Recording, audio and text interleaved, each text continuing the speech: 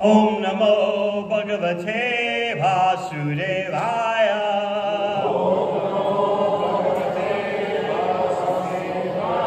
Om Namo Bhagavate Vasudevaya.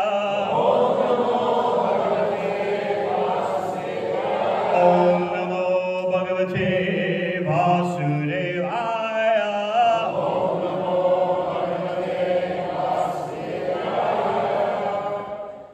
For Sri Krishna Janmastami, we'll go to the circumstances right before Krishna's appearance. And part of the circumstances before Krishna's appearance involve Kamsa. And through the lens of Kamsa, you can see how to be Krishna conscious intensely, even though Kamsa is a demon. In his demoniac way, he is showing you how to be always absorbed in Krishna. He's unfavorably Krishna conscious. But we can note his example in order to become favorably Krishna conscious. Because as Narada Muni remarks in the 7th canto of Srimad Bhagavatam, oh, I'm so much appreciative. In fact, I'm jealous of the demons and their hatred of the Supreme Personality Godhead, because they're so intense. If only I could have that kind of intensity in my love for the Supreme Personality Godhead. So a devotee can learn from anyone and anything in terms of both positive and negative ramifications. So learning from Kamsa is appropriate because he's the model of how to be unfavorably Krishna conscious, but he was Krishna conscious. So we'll look at 10th canto, chapter 2, prayers by the demigods. And we'll chant text 24, which gives us insight into Kamsa's state of mind. Because as you know in Bhagavad Gita, Krishna says, Manmana bhavavan bhakto majajimam namas. Always think of me, become my devotee. So Kamsa's always thinking of Krishna. So we can learn from him, but we want to be favorable toward Krishna.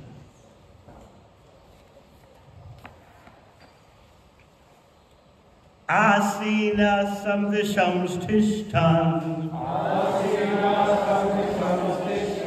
Bhunjana payatan mahi Chintayano hrishikesham Apashyatan mayam jagat Asina samvisham sthishtam Bhunjana payatan mahi Chintayana hrishikesham Apashyatan mayam jagat Asina samvisham sthishtam Bhunjana payatan mahi Chintayana hrishikesham Apashyatan mayam jagat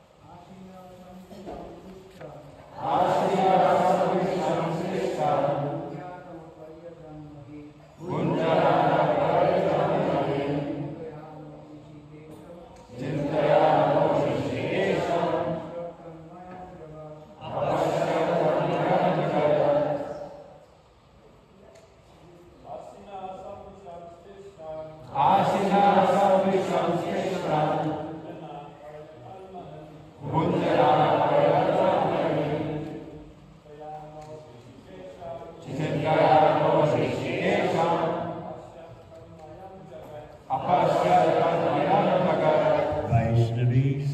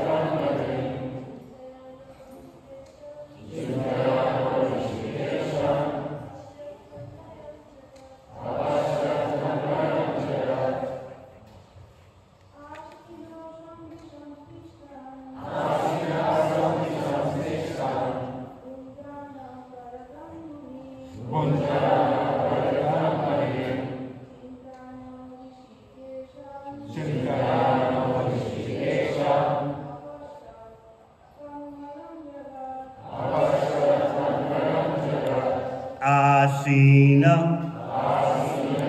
While sitting comfortably in his sitting room or on the throne. Sangvishan, or lying on his bed. Tishtan, or staying anywhere. Bunjana, while eating. Paryatan, while walking or moving. Mahin, on the ground, going hither and thither. Chintayana, always inimically thinking of. Hrishikesham, the Supreme Personality of Godhead, the controller of everything. Apasyat, observed. Tat Mayam, consisting of him, Krishna, and nothing more. Jagat, the entire world. Translation: while sitting on his throne, or in his sitting room, while lying on his bed, or indeed, while situated anywhere, and while eating, sleeping, or walking, Kamsa saw only his enemy, the Supreme Lord, Hrishikesha.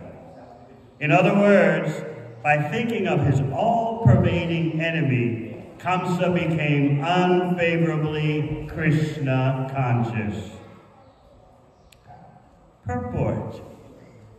Srila Rupa Goswami has described the finest patterns of devotional service as Anukulyena Krishnanu Shilanam, or cultivating Krishna consciousness favorably. Kamsa, of course, was also Krishna conscious, but because he regarded Krishna as his enemy, even though he was fully absorbed in Krishna consciousness, his Krishna consciousness was not favorable for his existence. Krishna consciousness, favorably cultivated, makes one completely happy. So much so that a Krishna conscious person does not consider Kaivalya Sukham, or merging into the existence of Krishna, to be a great gain. Kaivalyam Nadakayate, for a Krishna conscious person, even merging into the existence of Krishna, or Brahman, as impersonalists aspire to do, is uncomfortable. Kaivalyam Nadakayate, Tridashapur Akasha Pushpayate. Karmis hanker to be promoted to the heavenly planets, but a Krishna conscious person considers such promotion a will-o'-the-wisp, good for nothing. Durdat Kendriya Kala Sarpa Patali, Protkata Damstrayate. Yogis try to control their senses and thus be happy, But a Krishna-conscious person neglects the methods of yoga. He is unconcerned with the greatest of enemies, the senses, which are compared to snakes. For a Krishna-conscious person who is cultivating Krishna consciousness favorably, the happiness conceived by the karmis, jnanis, and yogis is treated as less than a fig. Kamsa, however, because of cultivating Krishna consciousness in a different way, that is, inimically, was uncomfortable in all the affairs of his life. Whether sitting, sleeping, walking, or eating, he was always in danger. This is the difference between a devotee and a non-devotee. A non-devotee or atheist also cultivates God consciousness by trying to avoid God in everything. For example, so-called scientists who want to create life by a combination of chemicals regard the external material elements as supreme. Such scientists do not like the idea that life is part and parcel of the Supreme Lord. As clearly stated in Bhagavad Gita, Mamaivansho Jiva Loke Jiva Bhutta, the living entities do not arise from a combination of material elements, such as earth, water, air, and fire, but are separated portions of the Supreme Personality of Godhead. If one can understand the position of the living entity as a separated portion of the Supreme Personality of Godhead, by studying the nature of the living entity, one can understand the nature of the Supreme Godhead, since the living entity is a fragmental sample of the Godhead. But because the atheists are not interested in God consciousness, they try to be happy by cultivating Krishna consciousness in various unfavorable ways. Although Kamsa was always absorbed in thoughts of Hari, the Supreme Personality of Godhead, he was not happy. A devotee, however, whether sitting on a throne or beneath a tree, is always happy. Srila Rupa Goswami resigned from office as a government minister to sit beneath a tree, yet he was happy.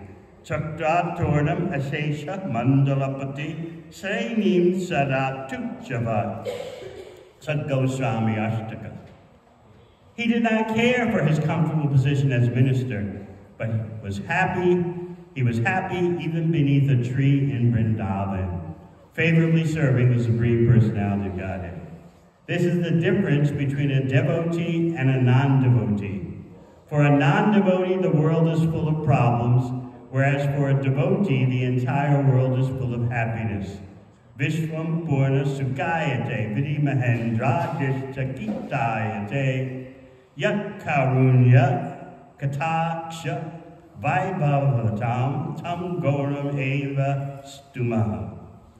The comfortable position of a devotee can be established by the mercy of Lord Chaitanya Mahaprabhu. Yasmin statona dukkena gurunapi vichalyate. Even when a devotee is superficially put into great difficulty, he is never disturbed. Translation again. While sitting on his throne or in his sitting room, while lying on his bed, or indeed while situated anywhere, and while eating, sleeping, or walking, Kamsa saw only his enemy, the Supreme Lord Rishikesha. In other words, by thinking of his all-pervading enemy, Kamsa became unfavorably Krishna conscious. Our bowl on the altar, can we have a little quiet, please? Yes, sir. We thank you humbly.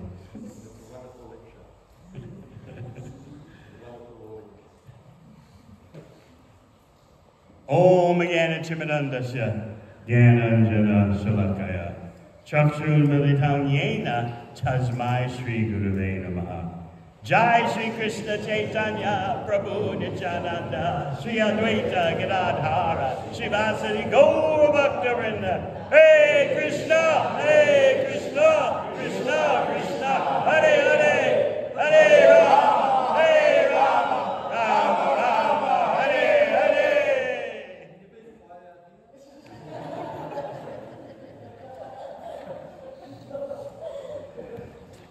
So what is happening in these circumstances of right before Krishna's appearance? Things are getting intensely polarized. The demoniac forces are magnifying their efforts, and the devatas are appearing on the scene. What has Kamsa done to produce such a horrific situation? You might say that, well, right now, the earth is in a precarious situation, environmentally, militarily, economically, politically. But those ignorant persons in control today are not even small time compared to Kamsa and his cohorts. The ignorant leaders of today, because you might say, well, Krishna appeared during the time when the earth was overburdened with materialistic, demoniac entities. What about now? Where is Krishna? The first thing to understand is that whatever small-time, ignorant, materialistic leaders exist today, they're nothing. They're like dust compared to Kamsa and his cohorts. The second thing to understand is, as Chaitanya Charitamrita tells us, Kali Kale Nama Rupe Krishna Avatar. In this age of Kali, Krishna appears as Nama Rupa. He's appearing in the form of his name. So if you're wondering, where is Krishna? Why hasn't he shown up? The forces of materialism are so powerful. They're wrecking the whole earth in the name of ceaseless economic growth at all costs, and it's costing us a lot in terms of mental sanity, stability, in terms of the environment, in terms of the fabric of society now being torn apart. Krishna is here as Nama Rupa, and he's here in the form of his name. But just as when Krishna was present 5,000 years ago, very few understood what they were seeing. He was there before their eyes, but they didn't have the qualification to understand what they were looking at. So they considered Krishna to be the most powerful human being on the planet. A few in the Yadu dynasty, Krishna's personal dynasty, saw him as Paramatma, the super soul in everyone's heart. But very few still, even amongst the Yadus, understood that Krishna is Swayam Bhagavan, the original personality of Godhead. People become bewildered by the human-like form of Krishna. And they consider, he's an ordinary being, but so powerful. And especially when they hear of his Vrindavan pastimes, if they hear without proper guidance, they think, oh, these are nice village tales. These are nice myths. What has Kamsa done to merit the appearance of the Supreme Personality of Godhead for Sri Krishna Janmastami? Krishna is not simply appearing because of Kamsa's demoniac power. Krishna is appearing for the love of his devotees. We often point out, in the last chapter of the 9th canto, which introduces the 10th canto, there Shukadeva Goswami says that Krishna is the greatest content creator. Those in the IT world have heard the expression that on the internet, content is king. No matter how rubbish is the content, still put some content on there. Somebody will look at it. So in the spiritual world, content is also king, and Krishna knows that. Krishna is the king of content. He comes and displays his transcendental activities to attract you back to Godhead. And also Krishna is enjoying himself because he enjoys in every circumstance. So he stages his Vrindavan Leela, his Dwarka Leela, for his own pleasure and to attract you with such infinitely beautiful content.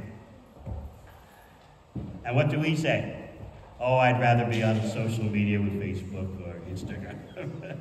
But Krishna is giving you the best for you to think about, for you to meditate on, for you to become absorbed in. So just hearing about Kamsa and his unfavorable Krishna consciousness should make you think, well, let me have a drop of Kamsa's intensity and be favorably Krishna conscious. So again, let us remember that Kamsa was no small-time materialist atheist as you have today. He was huge. He was astronomical in power and potency. Not only was he himself such a terrorist of a magnitude far beyond anyone you know of in recent history, but he formed alliances with other demoniac forces, demoniac personalities who were even more powerful. All the demons that you read about in Krishna book, these were extraordinarily powerful entities that had mystic abilities. They didn't just simply bend a spoon with their mind and brag about it, as the small-time psychics do of today. They had powers like Kamarupa.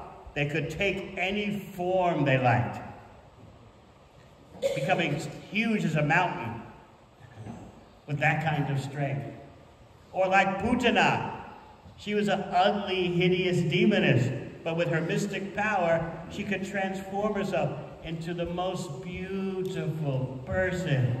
So much so that she fooled even Yashoda Mai and Rohini. They saw her beauty and they said, come on in, offer your breast milk to baby Krishna. You are actually the qualified mother, not us. You look so beautiful. That's how powerful these demoniac entities are. So Kamsa, remember, is not alone. He has formed alliances with all the greatest of the demoniac entities, some of whom were even more powerful than Kamsa. And who was the father of Kamsa's wife? Who was his father-in-law? Jarasandha. So Kamsa, he had it all figured out. He was ready for action. So all these demoniac entities, their alliance turned on the Yadus, Krishna's personal dynasty. And the Yadus, almost all of them fled. They went into hiding. The Acharyas point out the Yadus were living in caves.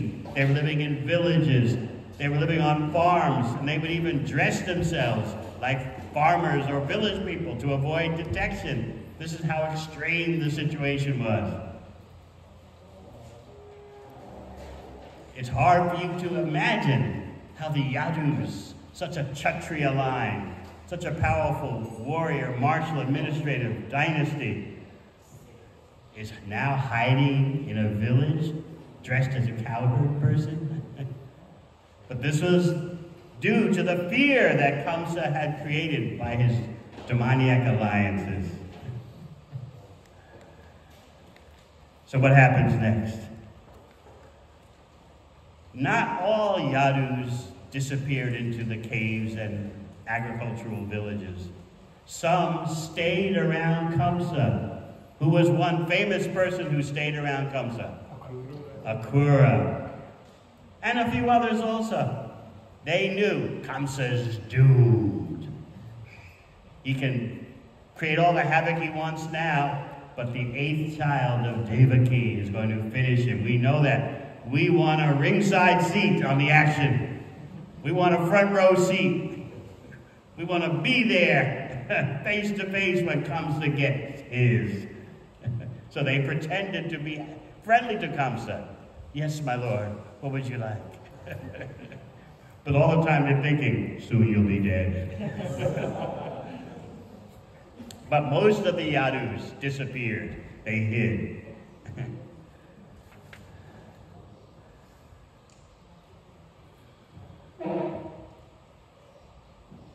While all this demoniac military buildup is going on, Krishna is also making his preparations.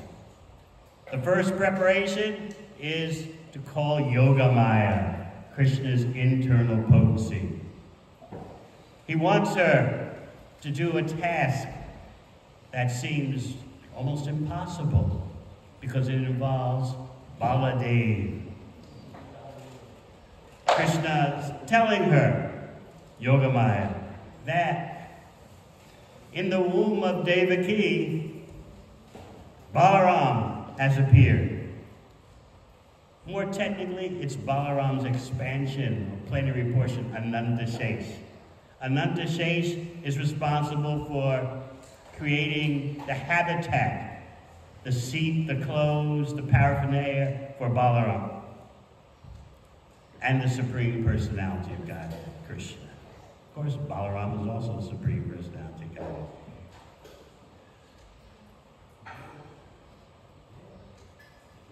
So Anantashesh is there in the womb of Devaki, preparing the facility for Krishna. So Krishna is explaining to Yogamaya, you have to transfer this child from the womb of Devaki to the womb of Yashoda in Vrindavan. The womb of Rohini, yes, in Vrindavan. And make Vrindavan even more beautiful than it is. Vrindavan is unlimitedly spiritual, but somehow or other Yogamaya is able to make Vrindavan even more beautiful. But Yogamaya is hesitant at first.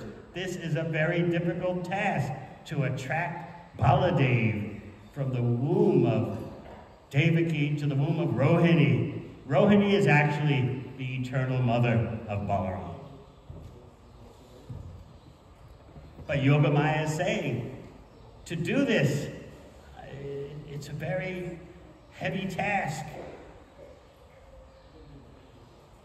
But Krishna tells her, and this is the original personality of Godhead speaking. The Acharya is explaining this.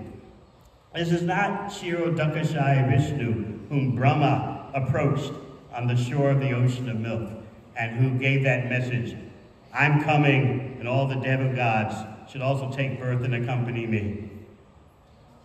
You know that situation earlier, how in response to the problematizing of Bhumi, who is in charge of the earth planet, the appeal was made to Lord Brahma. Things are getting too hellish. And so Brahma led the demigods to the shore of the ocean of milk. That's dealing with Kshirodakashaya Vishnu, the super soul of all living entities. But now you're hearing about Swayam Bhagavan, who is ordering Yogamaya. You can do it. You can transfer Balaram, the 7th pregnancy of Devaki. You can transfer that pregnancy to Rohini. Take strength from me and do it. So assured by Krishna that it's possible, Yogamaya replied twice to seal the deal. Om, Om. And she circumambulated and then went to accomplish the task. So what's looking like a disaster from the outside for Devaki is actually something else. It seems from the outside that Devaki is having a miscarriage. Mothers know how difficult that situation is. So, people were speculating. The Acharyas point out they were gossiping. They were were spreading rumors. Devaki had a miscarriage. It's probably something Kamsa did. He did some black magic or some other, he influenced the situation. It must be Kamsa who caused Devaki's 7th pregnancy to be aborted. But all that actually happened was Yogamaya transferring the pregnancy to the womb of Rohini in Vrindavan. Vasudeva not only had Rohini, one of his wives, in Vrindavan, particularly Nanda Gokul, but he also had other of his wives there. We don't hear about them, but Vasudeva was able to maintain quite a few wives. And what does Shukadeva Goswami say in Bhagavatam about the age of Kali? Daksham Katumba Bharanam. In the age of Kali, if a man can maintain 1 wife and 2 children, he's considered supremely expert. So men don't have any aspirations for having more than one. It's very difficult in the age of Kali just to keep one family together with 1 wife and a couple of children. But Vasudeva, being a Kshatriya, he had several wives. So Rohini was one, and he had others who were in Nanda Gokul, stashed there to be safe from Kamsa. So now Balaram is in Nanda Gokul. And what about the 8th pregnancy of Devaki? How did it happen? It's very important to understand that Krishna's appearance is not brought about by the ordinary child reproduction methods, the ordinary methods for reproducing, for creating a child.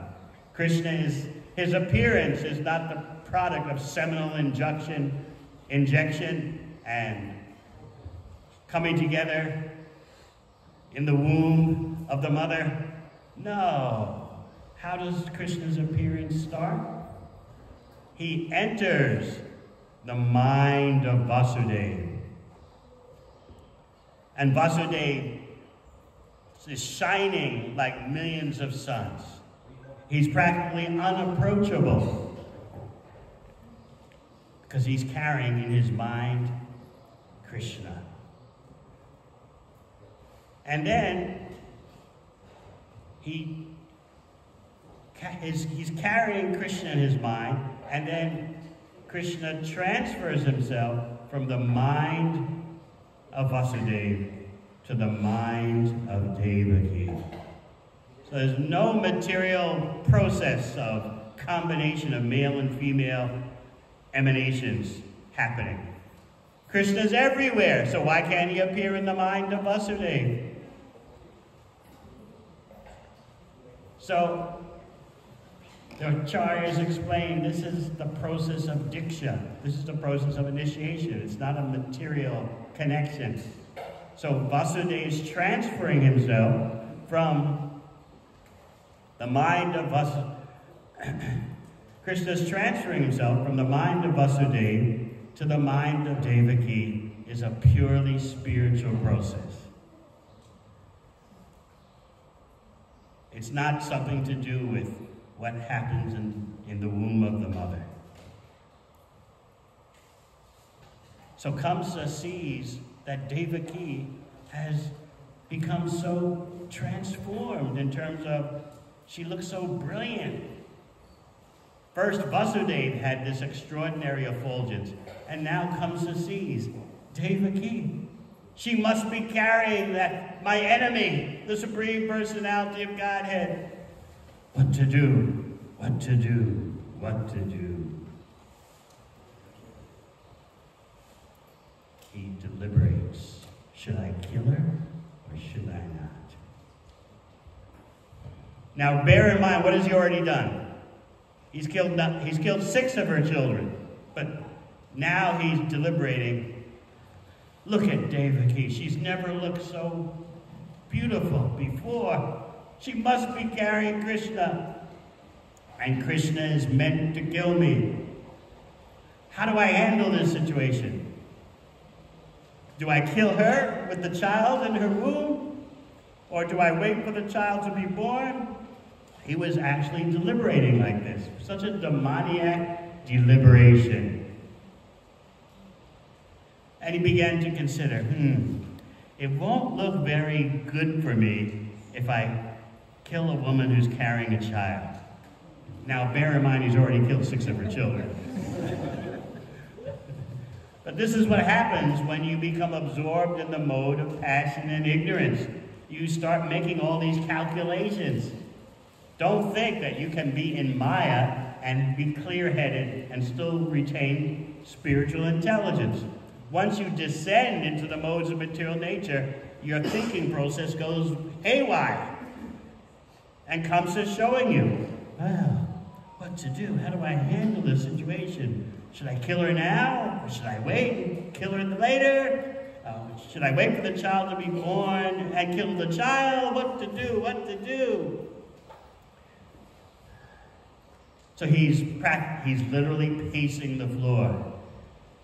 And then he decides, well, it's a bit too much to kill my sister. He finally comes to that conclusion. It's a bit too much to kill my sister when she's pregnant. What will be of my reputation? He has some second thoughts, although he's already killed 6 children of hers. He's got second thoughts now that, my reputation will be trashed. People will look at me like I'm condemned. You killed your sister. Because according to the Vedas, certain persons are never to be killed even if they do wrong. Number 1, a brahmana. Number 2, a woman. 3, child. 4, a cow. What's number 5? Elderly, yes. So Kamsa had some smattering, some external faint traces of Vedic behavior. It's a bit too much, you know. Not supposed to kill this one. No elderly person, no children, no brahmanas, no women. He was concerned selfishly simply about his reputation. And he had some faint, tiny knowledge that I could suffer for doing such an act. I could suffer in my next life. So he has some thoughts like that. But what happens, later? He gets around his demoniac advisors, hand-picked advisors, and they tell him, you've got to go for it. Kill all the children who've been born in this immediate area. You never know. One of them could be Vishnu. That's later. And it shows you the power of bad association. You become like whom you associate with. So even though Kamsa is so hideous and he's hesitating, later, in bad association, he'll commit atrocities. He'll dedicate himself to committing atrocities. So now he's deliberating what to do. Surely Krishna's within her womb. Now the question of Krishna being in the womb is something you might be interested in. Because we already said how Krishna does not take birth in the ordinary child reproduction process. We explained how he transferred himself from the mind of Vasudeva to the mind of Devaki. So then how did he wind up in the womb? Because the Bhagavatam will describe that from the womb of Devaki, Krishna appears. But Krishna is everywhere. What the Bhagavatam is trying to get you to understand is that Krishna is not a product of matter. In fact, you are not a product of matter. So what is the difficulty for Krishna to appear in the womb, in the mind, here, there, anywhere?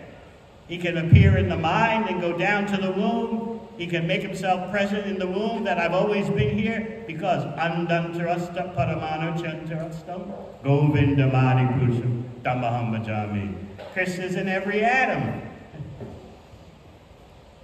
When you hear the prayers by Queen Kunti, the first prayer, she's expressing perplexity. Krishna, I just saw you enter the womb of Uttara and save the child Pritchett from being burnt by the Brahmastra nuclear weapon. But at the same time, I see you right here in front of me. Are you internal or are you external? So that's her first prayer, which you may remember from the first canto. Namaste Purusham Twajam Ishvaram Prakrite Param. You're the original person. You're the supreme controller. You're the master of Prakriti. Alaksham Sarvabhutana. But no one can see you, even though Antarbahir Avastitam. You're inside and outside. But I'm perplexed, because here you are in your two-handed original form, right before us in the Pandavas. Yet you were inside the womb of Uttara, protecting her child, Pritchett, from being killed by Ashvatthama's weapon. So are you inside? Are you outside? But Krishna is everywhere, but he manifests his presence. He makes his presence visible according to the bhakti of the devotee. So yes, he appeared apparently from the womb of Devaki. But how was he looking when he appeared?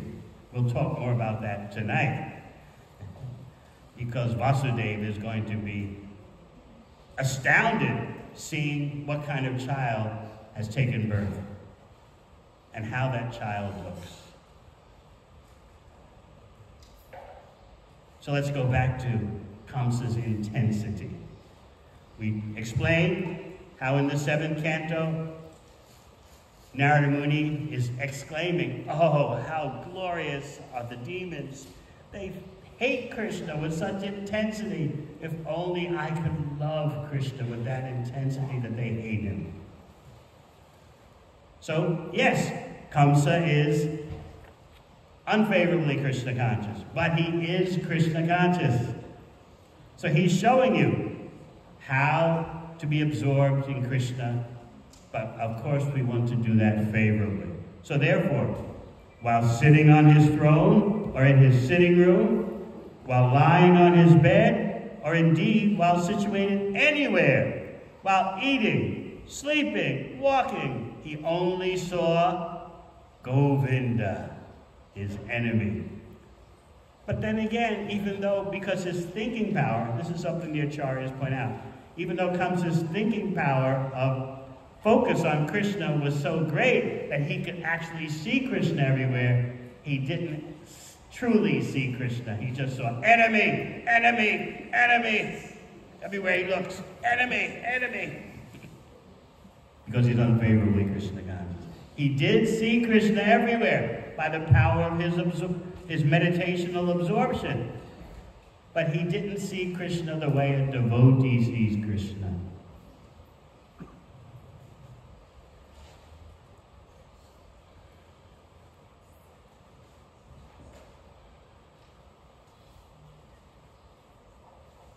So what about Krishna's appearance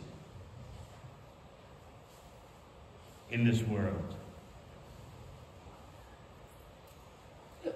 After Kamsa decides to leave Devaki alone to give birth, he's not going to kill her, the demigods, the devatas appear on the scene. Brahma, Shiva, Narada Muni, so many sages, Kumaras, and they're offering prayers to Krishna, this is right before Janmastami, right before his appearance.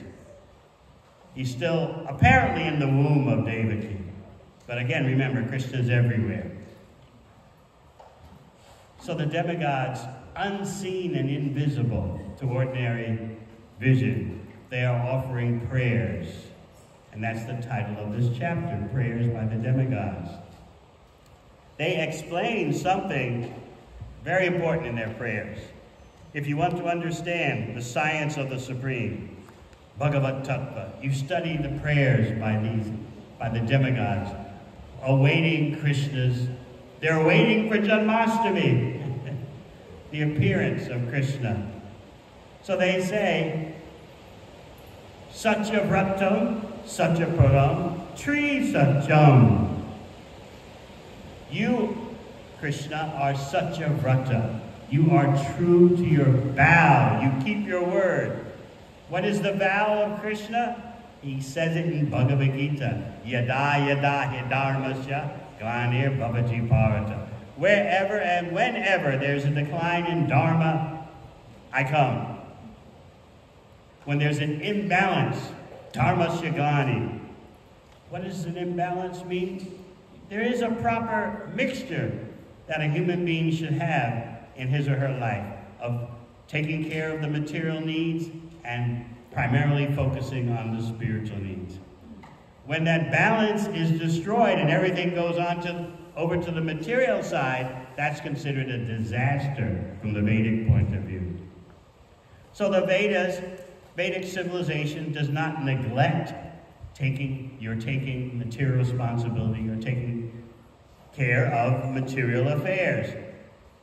But what you have today is no balance. There's no such thing as anything on the other side of the scale. It's all material. Sometimes people, they say, well, how can you balance the material and the spiritual? But when they present their life, you see that there's no question of a scale. It's all one-sided. It's all material. So what's the question of balance? In order for there to be an imbalance, there has to be too much emphasis on one side and a little emphasis on the other side. But in Kali Yuga, there's just one side, the material side. Just like sometimes when I'm speaking to elderly, dignified persons from Bharat, they tell me, Swamiji, yes, we know what Krishna says in Gita. We know. But don't you understand, Swamiji? This is the material age, and therefore we have to be material. Especially before you're 70 years old, it should be all material. And then when you turn 70, then you can focus on bhakti a little bit. But because this is the material age, you have to be material. In other words, no question of imbalance. There's no scale. It's all one-sided. There's everything material. So Krishna says in Bhagavad Gita, Yada yada hi dharmasya glanir bhavati bharata. Whenever and wherever there's a decline in dharma, I come. That's his vow. So again, you may be thinking, well, where is Krishna today? The world is in such trouble. And you just throw people a few scraps of economic growth and they become so happy and giddy, they forget all about what is their real mission in the human life. So where is Krishna? As we said in the beginning, Kali Kale Nama Rupe Krishna Avatar. Krishna is here in the form of Nama Rupa, his holy name. Hare Krishna, Hare Krishna, Krishna Krishna, Hare Hare, Hare Rama, Rama Rama, Hare Hare. So this is why the Devatas, who have invisibly appeared in the prison cell of Devaki, they're offering prayers to Krishna, apparently in the womb. Of course, Krishna is everywhere. But for the sake of the pastime, he's making it look like he's coming from the womb. So they say, Satyavrata, you're Satyavrata. You always stick to your vow. Satyaparam, you're the supreme absolute truth. What does it mean to be the supreme absolute truth? It means all other truths depend on the supreme truth. Every other so-called truth is relative, dependent, subordinate to the ultimate, to the supreme truth. Whatever you see that you think has a little bit of truth to it, it's all dependent on Satya Param, Param Satya, the supreme truth. So if you understand Param Satya, the supreme truth, you understand everything. And if you don't understand Param Satya, you don't understand anything, although you may appear to be so expert. You've missed the root, you've missed the source. What else did the Devatas say about Krishna in their prayers. They said, Tri Satyam, your truth in all three phases. Now just think about that. What kind of truth do you know that's true, that retains its truthfulness in past, present, and future? Just like you could say, it's true, this is New Zealand, but this wasn't always called New Zealand. It was called something else, and before that, something else, something else, something else. So that's an example of a truth that is relative to one of the phases of time, at least one of the phases. You could say, now I am a human being. But again, that is a relative truth. You weren't always a human being, and it's not guaranteed you'll always be a human being in the future. So in this way, you can analyze, and that's why the Devatas are saying, Krishna, you are Tri Satyam, you are true in the past, in the present, and the future.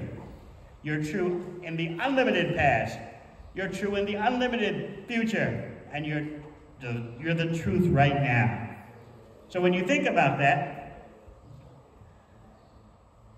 Param Satya, Tri Satyam, you start to understand the exclusivity of Krishna. And sometimes we are afraid.